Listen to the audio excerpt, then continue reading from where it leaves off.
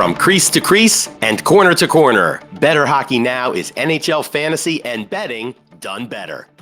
Step into the dot for Bettor Hockey Now on the Bettor Sports Network.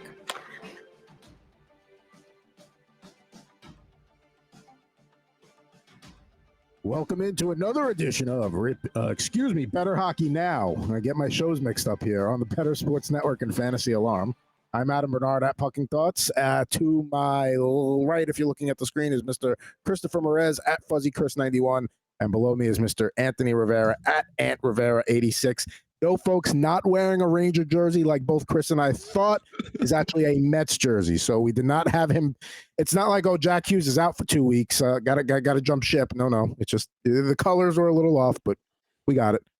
Yeah, I gotta support the Mets today. They got a manager. I gotta wear the jersey, and I got a hockey Mets jersey. So it's the best of both worlds. You gotta promote Rip and Riff on this show. You gotta do it. All right, fine. So yeah, Rip and Riff comes out Saturdays. Myself and at Mr. Jared Moore on Twitter open up some packs of cards. Many times we do hockey packs because we're both big hockey fans. So it's fun. It's a good 40 minutes to spend your day on a Saturday. We open up some starting lineups. Jared's got a mystery slab. It's one of my favorite things to do because it's a show that requires no prep besides this is what I'm opening today. That is literally the prep for the show. It is great. I just love you pulling out the starter fit. Like me watching you guys do the starting lineup, I now want to go to my local sports store and see if I could find any of those. And now I see them all on my Facebook Market. There's all these different, I didn't even know that existed. So yeah. Those are really cool. It's funny how when you look one thing up one time, all of a sudden your feed is just loaded and inundated with that stuff. Funny how that works. But yes, we are here on BHN, and of course we're gonna do a little edition of the good, the bad, and the ugly here on Quick Hits. And first, let's start with the Vegas Golden Knights. They finally lose in regulation to Anaheim on Sunday night, but a hell of a run, and that was not before they trounced the Colorado Avalanche 7-0 on Saturday night. We talked about these teams being, the top two dogs in the West, and in the first meeting, it was clear who the better team was. Now, it's a long season. That game was in November. The playoffs don't start till April. But does that kind of show you the difference between where Vegas is and where everybody else is in the conference and maybe the league? I think it was a bad game for Colorado just in general. You're going to get thumped every once in a while. Good teams lose games. Vegas is good though. That should not be news to anybody. They're a good hockey team. They're well-rounded up front. Defensively, they're strong, especially now as they're healthier. Alec Martinez is back. Doesn't matter who starts in goal there. They have a true almost 50-50 split between Adin Hill and Logan Thompson. Doesn't seem to be bothering either one of them that plays. So they are. I feel like Vegas is sitting in a class of their own. Because I'm still not buying the hype that is the Boston Bruins and how they are getting to their incredible start. But when you look at Vegas, you're like, yeah, that makes a lot of sense. So yes, they do sit at top. It was quite unfortunate to see them lose to Anaheim in regulation because most people think the Anaheim Ducks are not a very good team. And yet here they are having won 6 in a row. They have 7 wins on the year. And just to gaslight an entire fan base all at once, the Toronto Maple Leafs are 5-4-3, and they have $40 million spent amongst 4 players. So maybe the solution is not the core 4.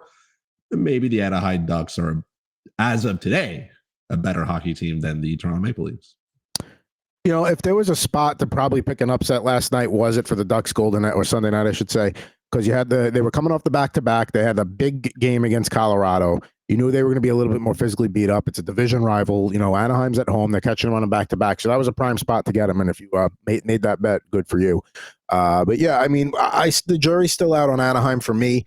Want to see them continue to do it. Chris, we were talking off air before we started recording. We talked about Lucas Dostal. He looks good early for them. So certainly a guy to keep an eye on. And also, fantasyalarm.com, I believe you have him listed as a waiver guy, huh? I do. I needed Logan Thompson yesterday, right? So for the FSGA Fantasy Hockey League that yours truly participated in, I am 1-3. I took the L to Mpemba, so that is unfortunate. I just needed Logan Thompson to just be there, just be good, just keep winning. maybe scratch my way to a victory. 2-2 is a different type of way to live. I'm now 1-3. I have to take on Chris Wassel this week. My team is we are trying, right? We have the sign up that says we are a team. We're trying. We're doing what we can. We need I just need a lot of Arizona Cody support right now. I need those, the regulars to keep up. And we're just clawing our way here. We're not setting any point records, but we are existing. I'm 2-2 in that league, currently in a 4-way tie for 6th at 2-2, and I'm going against one of the other 2-2 teams this week. Jesse Severay over at Fantrax, who is the defending American League champion from last year. So should be a good matchup there. But nonetheless, Vegas continues to roll. Now let's get to the bad. 2 injuries to discuss, one of them directly affecting one of the 3 people here. Jack Hughes, week to week with a right shoulder injury. All things considered, week to week is not bad. Could be back by Thanksgiving. They're not going to rush him. They're going to take their time with him. Nonetheless, who do you anticipate getting an uptick in points with Jack Hughes out, Ant? Yeah, one of the guys that scored last night, Dawson Mercer, maybe he can generate some points. He did not get off to the greatest of starts, but maybe he'll get a little more, bump up in the lines. Obviously Toffoli and Timo Meier. The good thing about the Devils is that, and we've talked about this in the offseason, is that they have depth on that roster. They have depth on those lines. So it sucks. And I talked about this with you in our chat. I was like, did I jinx Jack Hughes last week after wanting to say that he's like to put money on him for points? Did I jinx him? And, the look of the injury, it really didn't look as serious. I thought maybe he got the wind knocked out of him or a little bit of whiplash against the boards. But yeah, he's going to be out week to week. Hopefully Thanksgiving, he'll be back. But I think this team can hold fort until he returns. They've been doing it so far without him and without Nico Hischier. And hopefully Hischier's on his way back soon. I know he didn't travel with the team, so maybe in the homestand he'll come back. But they said it wasn't as serious injury as thought, but you never know with these things. They don't really, it's not like baseball where they, tell you what the injury is and how long they're going to be out. It's just, oh, he's got an upper body injury. He'll be out for a week or two, or he'll be out week to week or day to day. That's it. That's all we get in hockey. Yes. I think when you look at the schedule here, they got the Avalanche they finish up the road trip in Colorado tonight, then they come home for the Caps, then they go back on the road for Winnipeg and Pittsburgh, come back home for the Rangers, then to Detroit, and that takes you into the Wednesday before Thanksgiving. They got 3 games in 4 days bookended around Thanksgiving. They play that Wednesday, then Black Friday, they play the Blue Jackets at home, and then the Sabres at home the next day. So a lot of hockey there, probably going to come back somewhere in that range, but going to be some tough opponents for them until he gets back. And the Avalanche, that's a big game, right? I mean, like that's a big telling game against a top team in the league that, is definitely, with all intents and purposes, playoff bound with Colorado. So it's going to be a telling game. The goaltending has been okay to this point.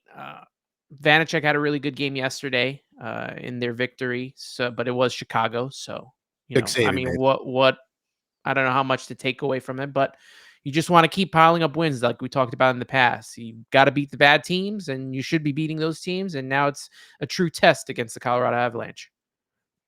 It's definitely a tough hole to be in, right? I think it's a good spot for Dawson Mercer. Like you said, he got on the board yesterday.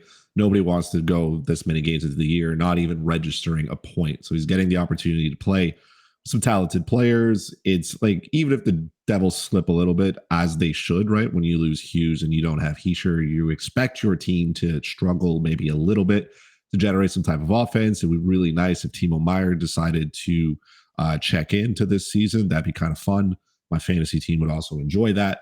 But no, it's a tough spot, I guess, if you want for the Devils. Shoulder injuries are definitely quite something you want to take care of, right? Especially for a player who likes to shoot the puck and dangle. You want to make sure all the ligaments are in place, all the tendons are working, all the muscles are healed. So it wouldn't surprise me if they, gave him the absolute most amount of time that he thought he would need to make sure that he comes back like you guys say, by U.S. Thanksgiving, or as Canadians call it, Thursday, in November. So somewhere in that range, it would be good if he could come back, because the NHL should have him in their game. We are allowed to have nice things, and I want people to stop taking them away from me. Yeah, I mean, he's the league's leading scorer right now. I mean, he's everything that's been advertised. I mean, as great as a year he had last year, he was coming out of the gate even stronger. So those are the guys you want to see playing. Now, you said Dawson Mercer is a guy that can benefit from that, him being out. What about Andre Palat? Do you maybe take a flyer on him, or not so much right now? I don't know. I really stick with what Chris said, that Timo Myers definitely, like, I mean, you traded for him to have, and you knew what you were getting in him, and you want to see. I mean, he's playing good, but I mean, it's not what you expected from the guy that you signed a big contract to. Maybe this is a good move also for Michael McLeod, who's going to step into that top line. He showed a lot to me. I wasn't a big fan of Michael McLeod because he got drafted so high, and I really didn't see much from him. But when it came to the playoffs last year, he was a big presence, especially in that Rangers Devils series. So, him and Mercer are two guys that I'm going to focus on. Maybe Mercer a little more because, he's working on a contract year. So this is a big season for him. Michael McLeod's a good bottom line center. If you're in a banger league and you need some random guy to, maybe get your face-offs or something like that for a week, it's a guy you can pick up there too. But the Devils have, they've done it in the past where they've moved him up when they needed to, and he's, done well. So good job there. Now we're going to talk about Timo Meyer's former team here in just a second. I will say, I hate to use the word streaky, but that's what he is. And when he is on, he makes up for the time that he was not playing. So that is the one when he gets going, and it looked like he was starting to get going there about a week ago, and it didn't just happen. Once he does, though, he's going to rock Newark like crazy. Now, before we get to his former team, another injury to talk about came down on Monday. Freddie Andersen, he's going to be dealing with a blood clotting issue that's going to keep him away for who knows how long. So the Hurricanes give Yaroslav Halak a team tryout. Let's make sense of this Carolina crease right now. So, Andersen, you hate to say it, but you can't count on him coming back anytime soon. I don't know how long it's going to take for them to figure out the problem and resolve the problem safely for him. Obviously, you don't want to be playing a game where there's blades that can cut you open if you have a blood clotting disorder. So you're going to stay off the ice as long as possible. But Kochikov, you got Ranta, and now you got Halak. I mean, can they still compete at the top with a three-headed goalie monster with one of them not being Freddie Andersen? I don't really. I mean, here's the thing with Freddie Andersen, right? Like, we knew it was like, it's unfortunate that it's a blood clot, right? You want a player to, I guess, if you're going to have to deal with something, you want it to be an injury. You know what I mean? Or a soft tissue injury for Freddie Andersen. Something bothering him, something of that sort. A nagging injury, a nag, hamstring, something like that. The typical, goalie injury, the knees and stuff like that. Not the blood clot, but. I mean, I took the under on 30.5 wins on Freddie Andersen because I knew he wasn't going to stay healthy. And I saw him picking up wins and I was like, cool. But at some point, something's going to happen to him. Again, unfortunate that it's this, but it's kind of just the way that it goes for Frederik Andersen now. He is just unable to stay healthy. And again, through no fault of his own here, through a blood clot, right? It's nothing, that's his fault per se. Sometimes these things just happen. I guess Yaroslav Halak is coming in just to be insurance, because you don't need another three-headed monster, by adding Halak into it. Like, do I think he reports to the actual team? I don't know. Maybe they'll ask if he wants, a contract in the AHL. That's where he's going to go hang out for a little bit, just because you want that depth in your system. This is a good opportunity for, like you mentioned, either one of those goalies to take a stand and start to run. And I think the insurance with Halak here is knowing that Antti Ranta is also built a little bit like a glass house, and you don't want to go into having just one goalie, in your system that can lead you. Because like you said, the Carolina Hurricanes have expectations to not just make the playoffs, but to be very, very good in them. So this is a really good team up front. This is a solid team defensively. We already know that. Right now, they have to make sure that their goaltending can be good. And it has to be good, and they cannot let it falter. Not in the division that they're in. It's too competitive for them to fall behind. So I have no problem with them inviting Yaroslav Halak over to say, hey, man, if you want to, continue, here's your shot. But I don't know if Freddie Andersen plays again. at this point this season. I know it's early, and I know these things sometimes take time, but I mean, I'm not hopeful for it. Yeah, I think this is the beginning of the end of the Freddie Andersen run in Carolina, and it's unfortunate that his just body is not able. It's his body's basically defeating him, whether it's through injury or this issue that he's having with the blood clot. Unfortunate, uh, but when you have two other goalies that can probably provide you with pretty good goaltending and a team in front of them with good defense and a solid offense and a solid coach. I don't know, man. I don't see Freddie Andersen coming back. Definitely not the player that he was before this. So that's why they've kept this a three-headed monster. I have a feeling that Carolina knows that he is not, reliable enough to be the guy in Carolina. So, it's unfortunate because when Freddie Andersen's on, he's really good. Mhm. But with his body not being able to handle it, there are just some players that their bodies are not able to handle as good as they are. And maybe he'll come back halfway. I mean, like we've seen this with like Mark Stone, like a really good player, plays very well. Then he gets hurt. He's out for a long time. Then he comes back. But, with the goalie, it's a lot different too, because they've taken a lot of punishment, man. So we'll probably see Ranta and maybe Halak, but I think Ranta will be in charge until then. And Kochekov is another guy that they could trot out there that they have in the past. Here's the other thing that's not helping them is they lost their AHL affiliate like right before the season. So they really don't have a place to, most teams like, all right, they have Halak, he'll go start or back up for their AHL team, no problem. If they need him, he's there. Now it's like you're signing him to, all right, maybe go hang out in the hotel, and if we need you, we'll give you a call kind of thing right now. So that's also complicating issues. And yeah, Andersen was a guy coming into the season that I wanted no share of just because, obviously, again, blood clotting thing has nothing to do with body, like, a knee injury, a hip injury, whatever the case may be. But still, even that aside, just not a guy that stays healthy enough that, I would ever want to draft. Or Chris was shrewd enough to bet that under on the 30.5 wins. I don't know who gave that number, but no bueno. Now, finally, for quick hits, third period, this is going to be, I may have to go off a little bit here. The ugly start to the season. We did the good, the bad. Now it's the ugly for the San Jose Sharks, who are 0-10-1 to start the year. What I find funny about that is the 1 point they got was against the Colorado Avalanche, and they put like 50-something shots on net at Mackenzie Blackwood, of all things of all teams and games to get a point. Back-to-back 10-1, 10-2 losses to the Canucks and the Penguins. The two starting goalies, Blackwood and Kaapo Kakkonen, don't have a save percentage over 880 between them. That's not good goaltending, folks. That's, bad defense isn't helping, but an 880 save percentage, that's the goalies too.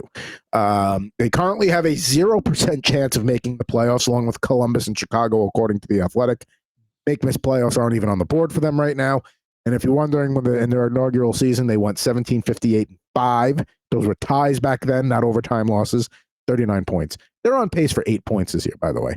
Just to throw that out there. That is their on pace for the season. Not 80. Not like something like 59, like a bad team normally. No, they are on pace for single digit 8 points. Can we talk about they are a minus 43 goal differential. It's only 11 games. The second worst team, crazy to think of this, is the Oilers, minus 14. Okay, so if you take away the 9 and the 8 goal differential, 17. It's still 26-14. Like, that's still insane. Like, is this the worst? You guys have watched hockey a whole lot longer than I have. Is this the worst team, or definitely the worst start of all time? It's got to be up there. I would say so. Here's the thing for San Jose. It's one thing to lose hockey games, right? We knew they were not going to be a very good team on the same wavelength as the Chicago Blackhawks, and they've been just fine. And there are some teams that are they struggle, and it is what it is. But it is another thing to just come out and get not just lose, but get obliterated. The San Jose Sharks they don't even show up. Like you come out, you get blown open by the Canucks. The Canucks are leading, I think, 7 or 8-0 after 2. Like, what do you like? I know that some coaches say, okay, well, we're going to lay off the gas pedal a little bit here. We're not, you still want to play hard because there's still things that you want to perfect. I am of the belief that if you don't want to lose 10-2, don't lose 10-2, right? Like, don't take your foot off the pedal. There are things that you have to work on. These unwritten rules are exactly that, unwritten. So they are not rules, right? The NHL is not a feel-good league. Nobody here is, patting you on the back and saying, good luck. You are a pro. If you don't want to lose like that, then do a better job of doing your job. But again, like these teams just come out and they throttle them. And the Sharks put up, they look like a terrible hockey team. You talked about the Edmonton Oilers. The only team with more wins, like the San Jose Sharks are last because they have 0. Edmonton is the only team with, second to last in wins. They have 2.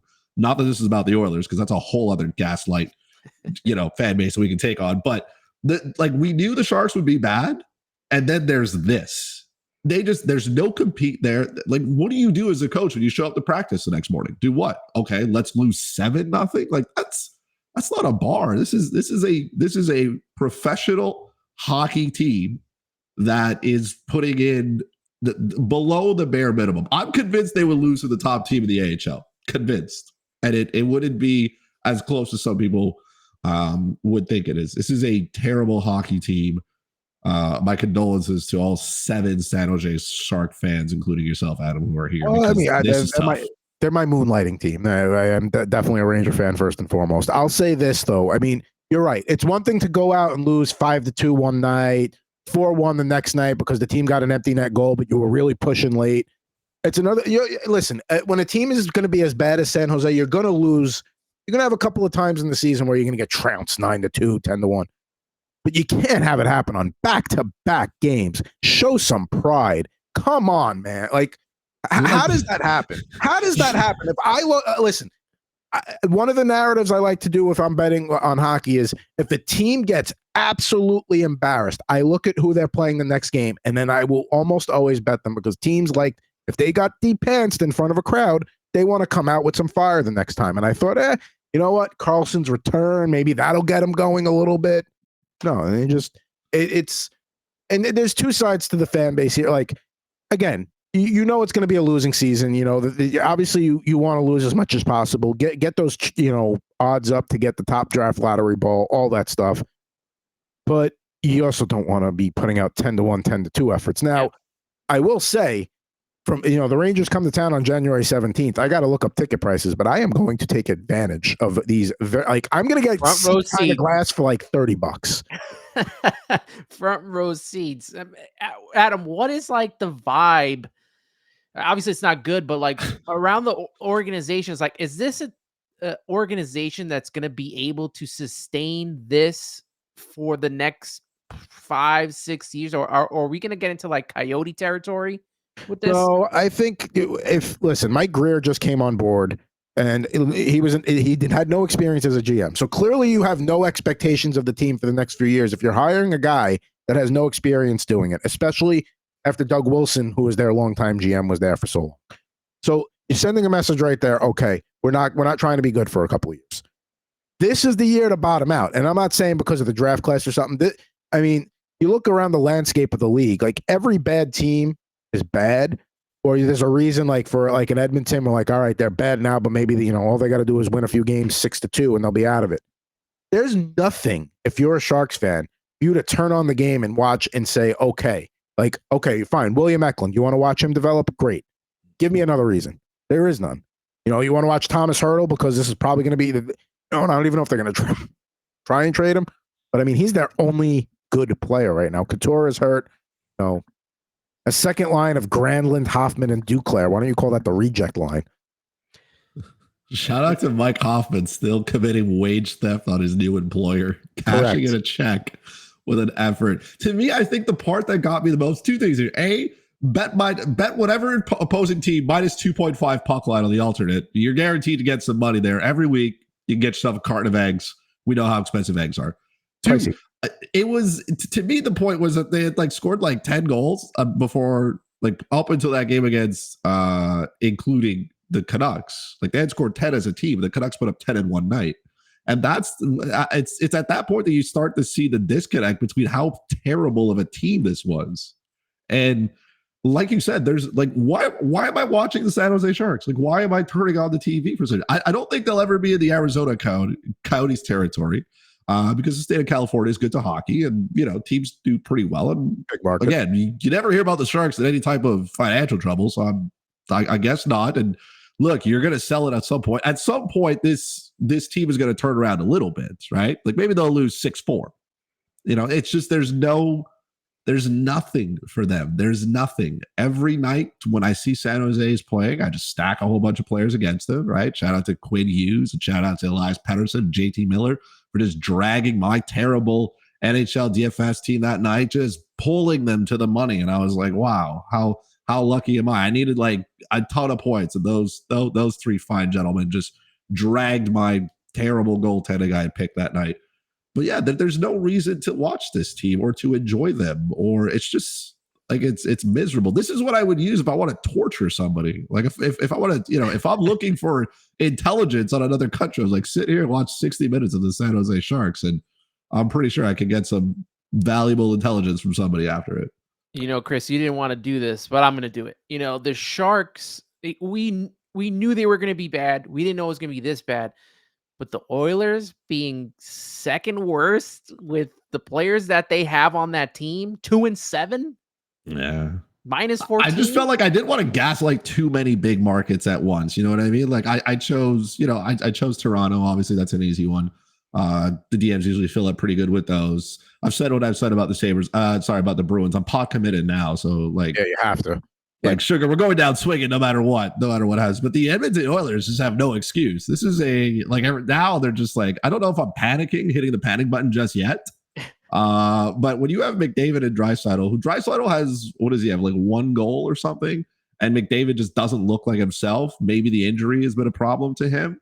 But if those two are not good or not at the absurd level that we know that they are, this is the Edmonton Oilers in a nutshell. They are basically the Calgary Flames with lipstick. That's it.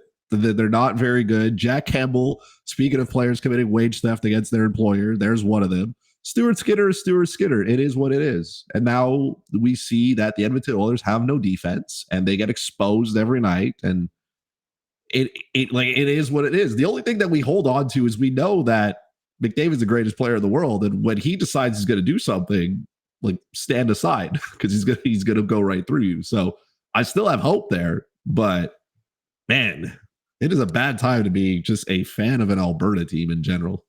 Yeah, Alberta hockey's no good, and it's crazy just to think that out of all teams in Canada, it's the Canucks that are really the best team, and if they were in the Central Division, they'd be leading it. That's another team. Like right now, they look good. Let's see how they're playing in another month. But right now, they're doing everything right. With right behind them, by the way, just quick set. Right behind them, the Montreal Canadiens with an actual positive-looking record. I know they've lost 2 in a row. That come back down to earth. That's fine. This is a team that has the same amount of points as the Toronto Maple Leafs. So I don't, like I said, we're just stirring right now. We're just putting a little bit in. We're just stirring the pot here. I'm just saying Montreal employs no $11 million player. And, their goaltending, Jake Allen's been pretty good. While Ilya Samsonov looks like he can't stop a beach ball. So that's simple as that. Here's the thing about I find funny about Edmonton too, is last year when they went out and got Ekholm, you're like, all right, that's the guy. That's a guy they needed. That should help them. And they look worse defensively after addressing what was a sore need for them. So still early in the season. I'm not ready to worry about Edmonton yet, but just to put a bow on the Sharks before we move on to fantasy focus. I get it. It's tough. Nobody wants to watch their team lose night in and night out, but I promise this is a good thing. Take advantage. Enjoy the cheap tickets. Do all that. Like, yes, nobody wants to see you lose 10-1 one night, 10-2 the next night. That is inexcusable. But like people are talking about, Sharks fans are talking about, fire David Quinn. You could take Toe Blake, Scotty Bowman, and have them have a child, and they still won't be able to coach this team above 500. Like, it's just, there is no fixing this team. This is how it's supposed to go. Maybe it's not supposed to go this bad, but it's supposed to go bad. Just enjoy the bottoming out. I mean, you look at this franchise, they've made the playoffs, I think, like 20 out of 32 seasons. And then when you made your cup run in 2016 and you lost to the Penguins, you acquired Erik Karlsson that year. That was a good trade. That worked out well. But then when you signed them, that was the death of when you signed them to that extension, that was the death of the franchise. But that was the death of the Sharks, we'll say, playoff window closing, like that extended run. And now, even though you didn't have a championship to show for it, when you contend year in, year out, look at the Blackhawks. That bill comes due. The Blackhawks sucked last year miserably. Now, granted, they got Connor Bedard out of it. Sharks will see. But again, they're supposed to be bad. Just enjoy the crappiness. Like, just go, like, watch the games. Just like, that like a win's a bonus, but go in knowing they're going to lose. And that's just how it is for this year. And that's, if you're rebuilding properly, that's how you do it. They're not retooling. They're not trying to take a year off and be back in the playoffs next year. They're gutting this team down to the foundation and rebuilding the house. So in order to do that, this is a step in the right direction for that. Now, can I sleep on your lawn? Yeah. There you go. Absolutely. Perfect. I could find flights to LAX, rent a car all the way up, drive all the way up to the Bay Area, and then just sleep on a couch.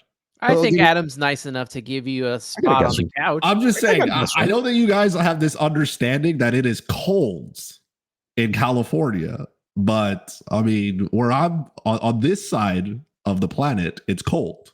No, see, I moved here from New York in 2016. And when people say it's cold here, I'm like, you have no idea.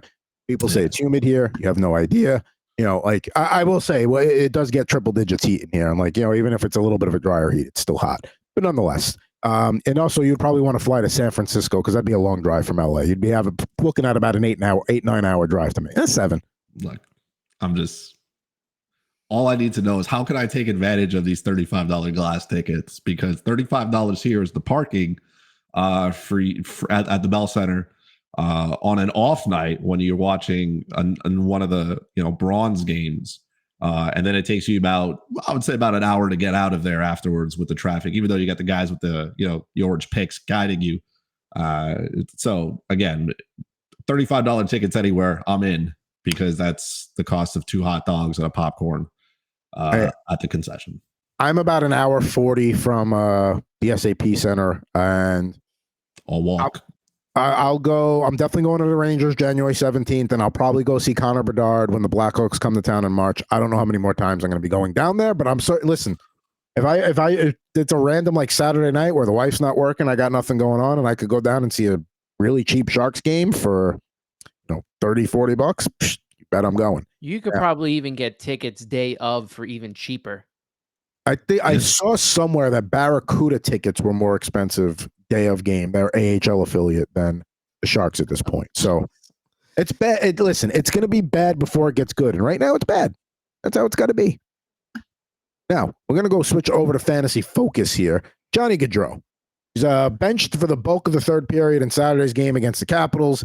He's in the lineup as usual for last night's game against Florida. He's got 1 goal and 4 assists on the season. Are we thinking this is just an early season slump and this guy will break out of it, and we trying to buy low on him, or are we skeptical of him? He had I think 23 goals, 51 assists last year. So not like a huge production, definitely better than what he's doing now, but I don't know. I'm a little skeptical of him right now. I don't know if he's a guy I want to buy low on. It feels like the Johnny hockey days are way past us. With Johnny Gaudreau, I don't know that him signing with the Blue Jackets. I don't know what frame of mind he was in when he decided to do that, but he wanted to be closer to family, and at this rate, he's gonna get closer and closer because he played under 12 minutes against Washington, and they ended up losing against Washington, a team that could barely score goals. He did look very good. He was seeing it's the fault is now on Gaudreau because he has been given a boatload of ice time. He is playing over 20 minutes consistently, top power play minutes. There's guys around him who can do stuff. I don't think he is a 110-point player like he put on the show in Calgary. I think he could probably flirt with a point per game, but he's not a guy who shoots the puck very much, right? He averages even his 3 shots per game is I feel like that's a little bit elevated. That's because he's on a bad team and they have to shoot the puck a ton. But obviously there was a message that was being sent to him that is, you're not doing a very good job. And I'm just not I don't want to buy into him. I don't think the Columbus Blue Jackets are a very good team. I don't see them getting that much better. Again, through no fault of their own, Columbus is just, their offense is not fun. And even with Fantilli and Boone Jenner and the rest of it, even once Patrick Laine comes back, that team is just not an offensive juggernaut. And Gaudreau's not going to do much. Even when he does finish with like 4 shots, I'm like, okay, well, it's the exception, not the rule. So if you're not scoring goals, you're not racking up points, you're not shooting the puck, I don't know what I would be going out to get him. I don't even know. Like I said, a buy low candidate on him, I don't know. If I have him, I'm definitely trying to sell him for whatever pennies I can get for him. If I get, I don't know, 3 pucks and 2 peanuts, I'll take it. As somebody who has him in a league, and it's a banger league, so obviously Gaudreau's value is even less, but like you still got to have offense. And I was kind of hoping he would be like that offensive source on the left wing for me, and he's just. And yeah, I get it. There's not a lot of talent there. He's not, but your name's Johnny Hockey. Like, come on, make something happen. Like, I don't know. I mean, it's just he's not a guy. I mean, are his best days behind him. I mean, it's one thing. It's funny how like when you stop playing on a line with like Elias Lindholm and Matthew Tkachuk, all of a sudden you can't produce anymore. Yeah, I mean, look, in my Monday league, okay, just to tout our team, like I'm second in league scoring, and I have no business being there. But I also play with some really talented players. Shout out to Jeff and Deeks, because those two are just dragging me. I am the Alex Burrows of that Frederik and Daniel line. They're just dragging me to greatness. I have no business being there. So again, maybe not to the extent of Johnny Gaudreau here, but when you move on from, like you said, Tkachuk and Lindholm and players who could really play, like Tkachuk was on a second line at that point, and that really gave Calgary a whole bunch of space to operate. So I feel like Gaudreau now is the guy who they turn to. They say, hey, you got to do something, like exist, like put the puck in the net, facilitate around, make the rest of the players around you better. And he has done none of that. He, like you said, he's not throwing his weight around. It has been quite the fall from grace when you score 40 goals in 1 year. 21, I guess we expected a little bit of a regression when you leave Calgary to go play in Columbus. That regression was tough. And right now he is nowhere near. He had a total, by the way, just fun fact, he had a total of 5 hits in 2022. That's about where he is. He had 10 in Calgary. I'm assuming that was when Tkachuk ran into him. The stat guy just gave him one as well and said that's fine. But I want nothing to do with Johnny Hockey. I think he is in fantasy though. He's slowly going to get to the point where you can cut him and move on from your loss and just accept it that it didn't work out, and it's unfortunate. And the other thing too is the rumor was that he was going to sign with Philly, and then you got Philly, who's actually kind of competitive here, and who knows what Gaudreau would be on that team. But I don't want to see Johnny Hockey having to be coached by John Tortorella, because that would definitely be a sight. The fact that the Flyers are a decent team and we haven't heard about John Tortorella or any of his players in a negative way is definitely something. I did have that. I would have had that on the bingo card of John Tortorella making himself known for something. So I can't imagine a scenario where Johnny Gaudreau playing like this with John Tortorella as his coach. Ooh, no bueno. No. Nope. All right. So there, Johnny Gaudreau, according to Bettor Hockey Now, you can deal him, leave him, potentially cut him soon. And I've gotten close to that, and I think I'm going to have to pull the trigger soon, because he's not giving you anything to be like, all right, maybe he's going to snap out of this. It just does not look good for him right now. I would try to sell him, see if somebody's buying him. I don't know. Get a depth defense and something. Talk him up. Sell the peanut butter and jelly sandwich as a high end, I don't know, premium jelly with, all natural hazelnut spread with, baguette bread, but see who buys into him. Somebody's doing it. Somebody, please. All right, we're gonna move on now to we were gonna do this as a Ranger one, but I want to talk about the revival of the Hudson River rivalry here. The Rangers out of the gate pretty strong. Devils were out of the gate strong till the Hughes injury, but when you looked at the playoffs last year, these two teams met in the first round. Rangers kind of embarrassed them game one, and then the Devils kind of slowly took over and showed that they were the better team. But what that did is that started the rekindling of a rivalry that was very important for me growing up, Rangers Devils, and then kind of went by the wayside for about 10 years because like they were just never competitive at the same time. But it's starting to come back. And one of the reasons it's coming back, Rangers went 5-0 on a road trip for the first time in franchise history. Finally lost to Minnesota over the weekend after beating Carolina in a tight one. Artemi Panarin's on the 11-game point streak. He currently is tied with Darren Turcotte, and only 3 more games. He will tie Rod Gilbert, the longest point streak in franchise history. Got to mention Igor Shesterkin, 6-2 with a 2.36 goals against and a .913 save percentage. Adam Fox was on his. It looked like he was back to his old ways before the injury. He's on a long-term IR now, lower body injury. But looks like Eric Gustafson's starting to step up in his place as much as he can a little bit. And Laffy's getting going too. So, you know, when you guys watch the Rangers out of the gate, what jumps out at you? To me, it's definitely Artemi Panarin's contribution. I know he's a good player, that we've established, but Panarin is a pass-first kind of player, and his 6 goals to this point, I think, is really, really good. You know, the Chris Kreiders of the world are doing exactly what they need to do. I understand that Lafreniere is playing better. I still think there is a step that either he or Kakko needs to take. Look, Blake Wheeler is not a top 6 player. So anytime he's playing in the top 6, he probably should be there. And you're looking for trouble, right? Philip Hedl is hurt. That's unfortunate because he probably slides into a second center role. You could put the kids together, slot Vincent Trocheck back where he should be on the third line, and everybody sleeps well. Obviously, the loss of Adam Fox is unfortunate, right? I didn't like the knee on knee hit by Sebastian Aho. At the same time, I do not think that Sebastian Aho is the one who has to deal with that. Especially it was very rich coming from Jacob Trouba, how he has to answer the call for the hits that he makes. And meanwhile, Jacob Trouba is the number 1 candidate for dishing out hits that he probably shouldn't. He is the defenseman version of Tom Wilson. So together, I think the Rangers will be just fine because they are led by Igor Shesterkin. Even Jonathan Quick has played well, and that is shocking. So there's a lot of good here for the New York Rangers. This is a team that should perform. And if they can stay healthy, get everybody's body in, have everybody be in the chair that they're supposed to, they're a deep team up front. They're deep defensively, and they have Igor Shesterkin. So this is a team that can make a serious run. But they got to stay healthy, and they got to keep pounding the puck away.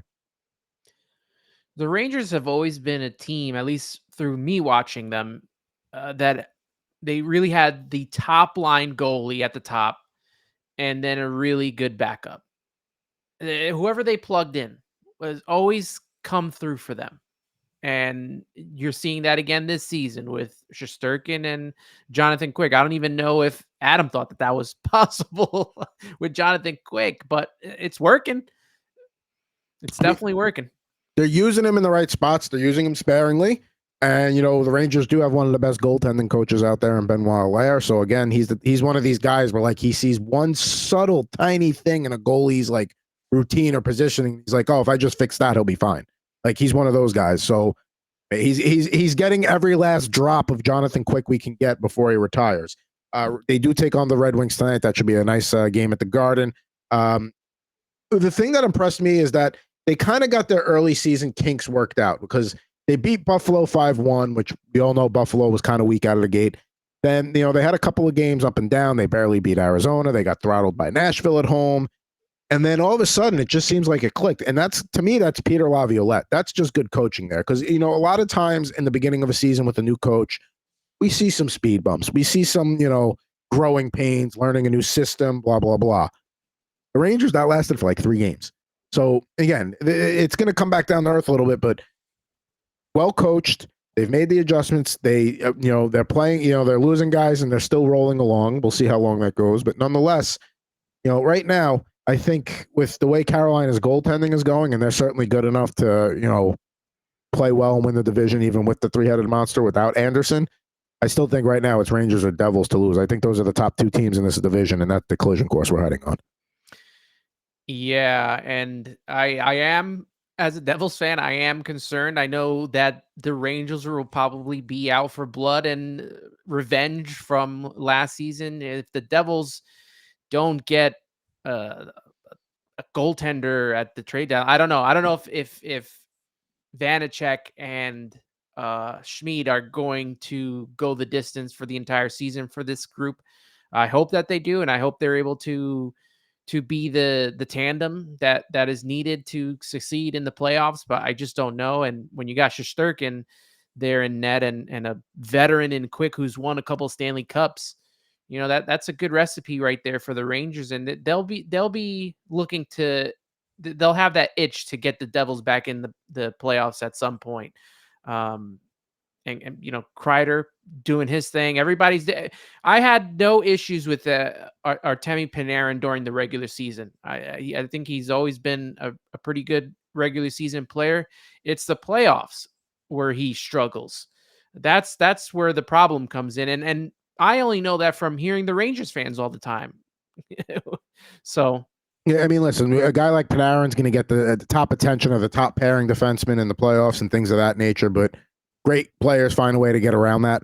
And we haven't necessarily seen that consistently from Panarin in the playoffs, but nonetheless, right now, the bread man is certainly making a lot of people happy on Broadway. Now, I kind of want to go into like a Devils Hurricanes thing, because we talked about the Hurricanes goaltending issues. We've talked about how the Devils were like destined to get Connor Hellebuck. Obviously, that's not happening. Can you see a bidding war between Jersey and Carolina for whoever the top goalie is going to be out there for the deadline? I mean, we can figure out who that's going to be, but nonetheless, I mean, those are two teams that you look at as contenders that if they have a hole, it's in the crease. Yeah, I mean, it's definitely possible. Two teams in the same division vying for that top spot, needing a goalie, a top line goalie. I could see that.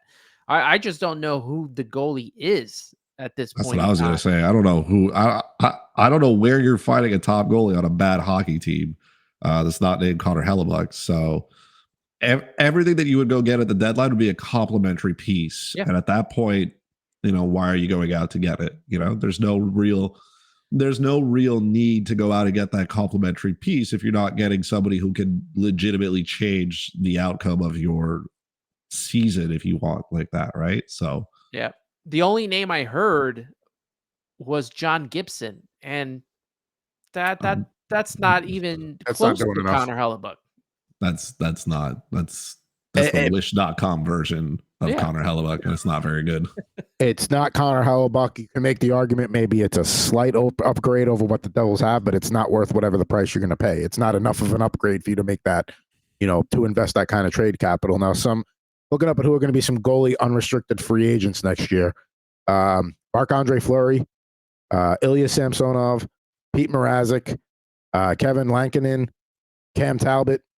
Yeah, none of these. Stop me if you got a name that you actually want to go out and get here. Phoenix Copley, Martin Jones, Antti Ranta.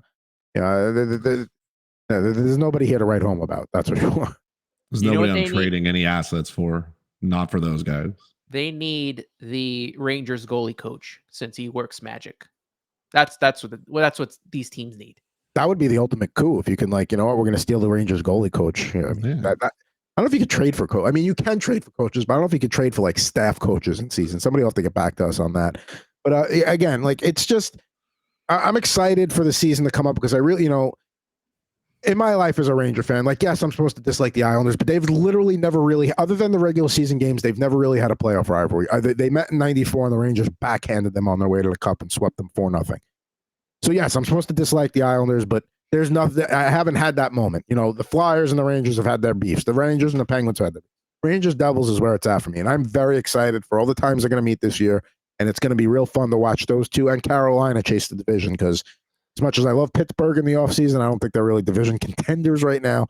There's really nobody else in the Metro that I'm looking at that's going to really make a run at that between those three teams. Now, while we were talking, I got a tweet from, well, I didn't get it, but I saw it from Curtis Pashelka, who covers the Sharks, the Bay Area News Group. GM Mike Greer met with his players on Monday. It was a one-way conversation. Quote, there are certain things I won't tolerate, and some of that stuff has been happening. So Mike Greer, not happy. I mean, that's... I'd hope he not be happy. Yeah, I can't imagine that being okay. Which 10-something loss was the problem, Mike? Please tell us which one was too much. Was it the first one or the second one? You got 2 goals against Pittsburgh, so like you were starting to put it together there. But You're the first right. one's Did he single-handedly point out Mike Hoffman and say this is not how it's supposed to go, Mike? You're supposed to at least show an ounce of care. I mean, I don't know if he would call somebody out directly, but when you're talking about somebody and you look in their direction to let them know that, like, that's what, I think that's what probably happened. I'm pretty sure the things that he doesn't like that he is seeing are coming from Mike Hoffman specifically. As somebody who had to watch him play physically in person, it was definitely a time to be alive. I am not crying that Mike Hoffman has been shipped off somewhere else. I can't believe an NHL team was willing to take that and do something with it. So thank you, San Jose, for believing in Mike Hoffman, because the rest of the 7 billion people on the planet did not. I mean, look, I guess you can address your team and say things that you don't want, but like, what are they going to do? Trade them out of there? Like, I feel like some players may want that. They'd be like, hey, get me out of here. Send me to a different part of California. I don't know. They certainly listen. It's going to be a long year in San Jose, but we'll see. We're going to see what happens there. Just to go back to Johnny Gaudreau for 1 second, I find it funny that you got Sean Monahan in Montreal, who's all of a sudden lighting it up. His former line mate, playing well for them now, but Gaudreau can't do anything. Like is he crazy really what a healthy player after double hip surgery? Things that'll come out pretty well after that. Like they were going through all of Sean Monahan's injuries over the last 4 years, and I don't know. This man's whole body has been rebuilt. So good for him for staying healthy. It'd be nice if he could. Again, I'm not sure what we have to sacrifice to the hockey gods for Sean Monahan's health, but I'm willing to give up, I don't know, maybe a coffee during the week to help keep him in shape. Couple bucks. Maybe I'll buy the organic eggs instead, spend up a little bit. I gotta buy some good karma. I gotta make a donation or something in the name of Sean Monahan and his health and his body, because yes, he has been good. Montreal's power play has looked at least decent when not giving up shorthanded goals. So, and a lot of that is credited because Sean Monahan exists. He's good in the faceoff circle, good defensively. He's just, hey, if you get 55 points out of that man at this point, take it, run with it. Absolutely. All right, now we're going to close things out with a new game I like to call Sweater Weather, where we're going to pick between 2 jerseys here that I'm going to just pick it randomly. If you guys want to pick and submit them, please let us know, and we will have them face off. But between the Avs 2022-23 reverse retro or the current alternate, which is the team colors but has the old Colorado Rockies logo, you can only buy one of those jerseys. Which one are you buying? Anthony, I'll start with you. It's definitely the current alternate. I know the other one goes more with their colors, which actually the Devils have in their alternate jersey now. They have the red, blue, and yellow. Kansas City Scouts colors, which I really like. I really like those. But yeah, I like those. What was it? This current one?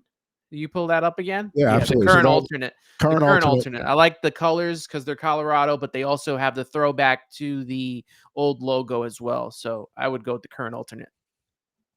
Chris, on to you. I mean, Colorado has a retro jersey that they could probably sell for $1 million, and that is the old Quebec Nordiques jersey. I'm not taking any one of those terrible, awful put together things. What? Like, we're just trying to, somebody at the NHL is just trying to milk somebody for $250, and I'm not buying any one of those two. The Quebec Nordiques is the retro jersey that they should be selling. I mean, look, sure, I guess the current alternate one is the livable one.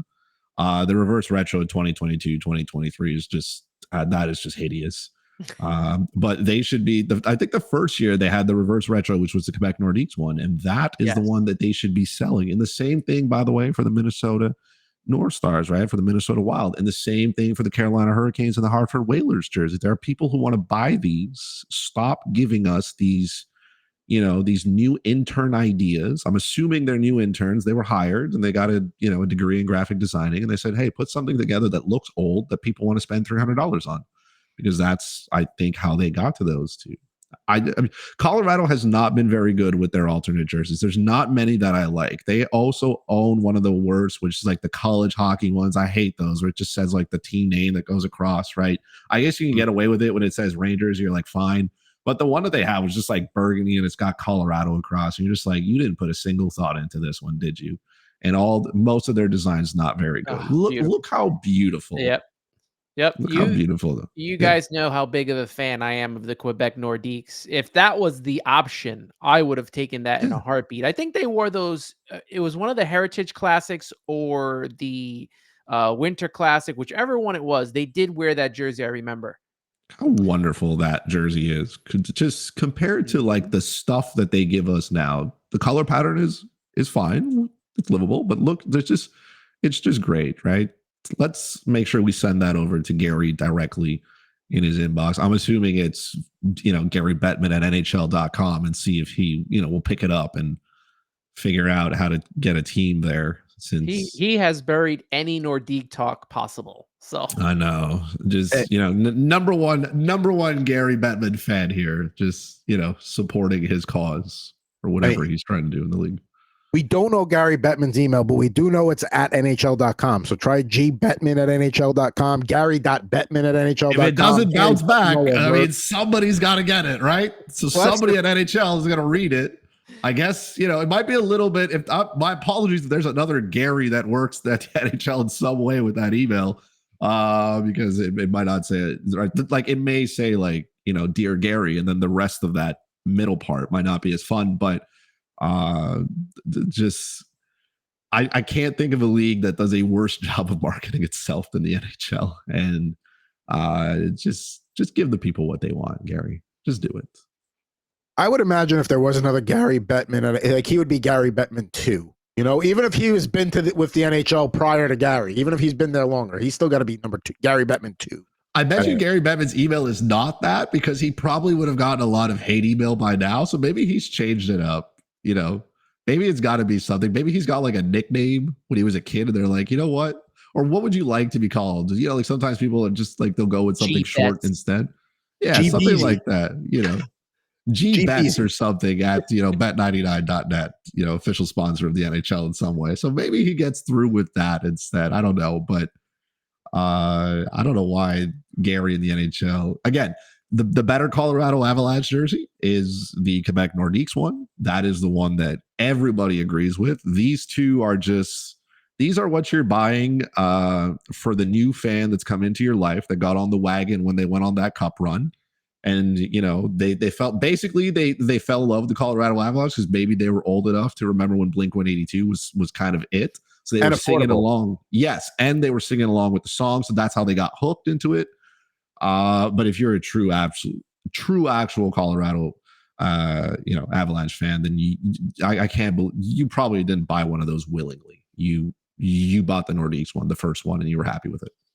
You probably only if I went through a phase where I wanted to have every Ranger jersey. So if they wore it, I had to have one. So like if you're one of those, then you got to have them. The reason I didn't include that Nordiques jersey because we all would have picked that. I mean, like it's it's like putting steak next to a hot dog. I don't care how good the hot dog. I'm just giving people what they want here. Maybe they're here for the first time and they have no idea who the Quebec Nordiques are and what they did. But we got to remind them that there are better jerseys out here. We do not have to be subject to the NHL's marketing and scam that is. I'm assuming there's a new bunch of retro jerseys that are going to come out at some point in November because Christmas is coming around the corner. So we got to buy another reverse retro of something. Like Vegas has been around for 6 years total, and apparently they have 2 reverse retro jerseys. So that's just where we're at now. We're just trying to milk the cow as long as we can go. Stadium Series jersey. That's right. We haven't seen those yet. True. Maybe those will be better than some of the reverse retro jerseys that are out on the market right now. Like Anaheim yesterday when they played against Vegas, those retro jerseys kind of nice, kind of hot. I'd pick up a lot of them. I'd do that. I will say the Flyers' history with their Winter Classic or outdoor game jerseys, and I can't ever buy a Flyer jersey, but their jerseys 99% of the time are fantastic. Like I wish I can't. That is the worst shade of orange I've ever seen. I can't wear it, but it is. They do a good job with those jerseys. So I'm confident that the Flyers, the Devils, the Rangers, and the Islanders will all have really good looking jerseys for their outdoor game. Now, do the Islanders maybe dig out the Fisherman for it? Do they dig out Mr. Gordon's Fisherman? They should. Instead of whatever they're going to do. They had the opportunity to do that couple of years ago when they did the reverse retros or whatever. I don't know. They did one thing where they brought jerseys back, and like you saw the Nordiques. It was that year they had the Nordiques one. Rangers had Lady Liberty. Right. The Devils went, with the green and red, and then the Islanders did absolutely nothing. They had the same exact jersey, did nothing with it. It just was like the new Adidas, whatever. I was like, why didn't you bring back the Fisherman? Do the Fisherman with the blue and the orange. You don't want to go with like the purple and aqua and whatever color scheme they went with in the mid 90s. I get it. But you can do like a blue and orange variation of that Fisherman. And I think time has been good to that. I know there was kind of a laughing stock when it came out, but like, I don't know. I think it kind of looks cool now in hindsight. I think it's fine. I think it's fine. Compared to what's come out now and some things that are rocking the streets, I don't know. I think those are just fine. Now, we're going to be doing sweater weather every week here on BHN. So if you got any suggestions for 2 jerseys you want to face off, hit us up on Twitter at Pucking Thoughts, at FuzzyChris91, at Ant Rivera86, or I'm just going to keep picking them every week. So, if you want some variety here, let's get some fan submissions. But that'll do it for this edition of Bettor Hockey Now on the Bettor Sports Network and Fantasy Alarm. It has been quite the show. We covered a lot of the Metropolitan Division, talked about how bad the Sharks were, talked about the Canucks, talked about the Oilers. We really covered a lot here. Don't forget, like, subscribe, all that good stuff. Take care of us. We'll take care of you. But for Mr. Ant Rivera 86 and for at Fuzzy Chris 91, Christopher Morais, I'm Adam Bernard. We'll be back with you next Tuesday with another edition of Bettor Hockey Now of BHN on BSN. Bettor Hockey Now is on the Bettor Sports Network.